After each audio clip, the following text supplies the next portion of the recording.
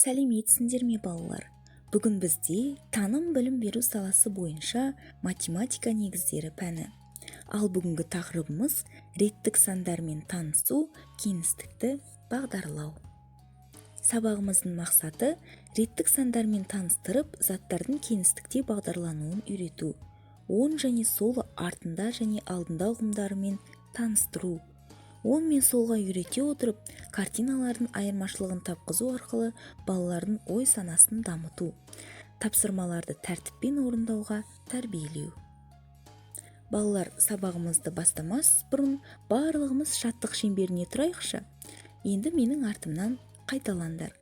Құстай болып ұшамыз, көлге келіп қонамыз. Көл бетінде құшамыз, қайта самғап ұшамыз. Жарайсыңдар балалар. Балалар, бүгінгі біздің тақырыбымыз реттік сандармен танысу дедік, е? Енді реттік сандармен танысу үшін мені мұқият тыңдаңдар. Балалар, реттік сандар нешінші деген сұраққа жауап береді. Мысалы, барлығымыз саусағымызды көрсетейікші кәне. Жақсы, ал енді қараңдар. Бірінші тұрған ол бас бармақ. Екінші тұрған ол балан үйрек. Үшінші тұрған ол ортан терек. Төртінші тұрған ол шылдыр жүрмек. Ал бесінші тұрған ол кішкентай бөбек. Балалар, түсіндіңдер ме? Енді менің сұрағыма жауап беріңдер. Бас бармақ нешінші тұр? Дұрыс айтасыңдар. Бас бармақ бірінші тұр. Ал ортан терек нешінші тұр? Жарайсыңдар. Әрине, ол үшінші тұр. Ал кішкентай бөбек нешінші тұр? Кішкентай бөбек ол бесінші тұр. Дұрыс айтасыңдар балалар. Ал енді реттік сандармен біраз болса да танысқан болсаңдар, мына сурет бойынша сұраққа жауап беріңдерші. Саңырауқұлақ нешінші тұр? Бірінші тұр. Дұрыс айтасыңдар балалар. Ал төртінші тұрған ол қандай жеміс жидек? Әрине, ол шие. Жарайсыңдар балалар. Балалар, егер шаршаған болсаңдар, кәне барлығымыз сергіту сәтін жасайық. Оң қолымда 5 саусақ, сол қолымда 5 саусақ. 5-ке 5-ті қосқанда болады екен 10 саусақ. Жаза саусағым, әлсіреді шаршады.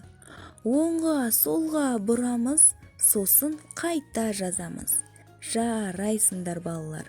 Ал енді сергіту сәтін орындап болсақ, барлығымыз екі қолымызға қарайықшы. Қайсы біздің оң қолымыз?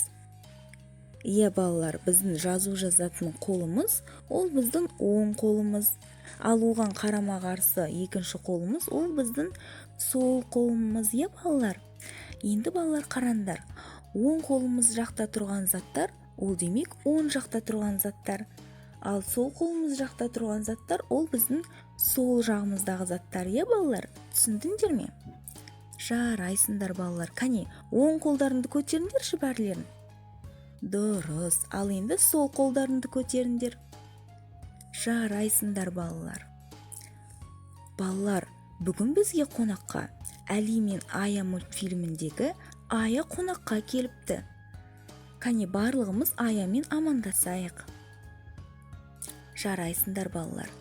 Балалар, сендер Ая туралы жақсы білесіңдер, ал Аяның отбасы жайлы білесіңдер ме? Онда барлығымыз Аяның отбасымен танысайық. Балалар, Ая бізге отбасымен түскен суретін көрсетті.